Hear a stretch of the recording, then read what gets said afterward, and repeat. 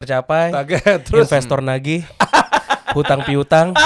iya benar. Jadi artinya itu cuma pekerjaan dong. Iya. Oke. Kan Tapi ada di stres luar juga, dari pekerjaan kita juga punya banyak. problem di rumah. Nah, ada keluarga, Oh. pasangan, orang tua. Betul. Apalagi Wah, sekarang pergaulan. istilahnya generasi sandwich gitu kan, di mana orang tua itu Harus tetap jadi dibiayain. tanggungan kita juga gitu. Yang Belum lagi anak-anak. sosial media, Dok.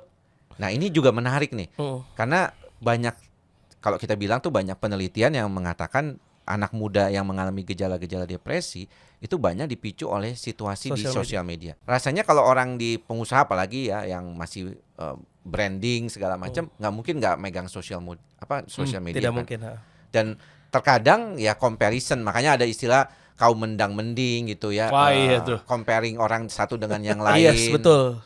Dan yang lebih bahaya lagi kan dia kan meng-compare highlightnya orang lain dengan behind the scene-nya dia. Jadi dia ngelihat apa yang ditampilkan di sosial media oleh orang lain, liburannya, ininya. Tapi dia nggak ngeliat behind the scene orang tersebut. Tapi yang di-compare sama dia adalah behind the scene-nya dia. Ke-miserable-nya dia, kejatuhannya dia atau kerusakannya dia atau ke apapun yang dia miliki dari behind the scene-nya. Yang dilihat tapi jadi contoh comparison-nya adalah highlight-nya orang lain yang di-highlight di dalam sosial media yang mereka decide untuk mereka posting. Akhirnya jadi kan komparasi Itu jadi tuh. Hidup dia tuh begini, kok gue begini.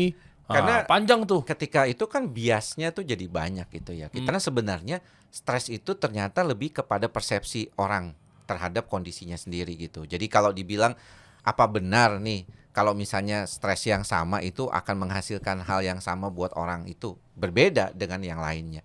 Tapi bukan cuman semuanya ya, tapi maksudnya kita bicara tentang bahwa stres itu nggak bisa dipisahkan dari orang lain gitu, dari orang itu sendiri gitu. Jadi di dalam kehidupan kita itu pasti ada stres, nggak mungkin nggak ada stres.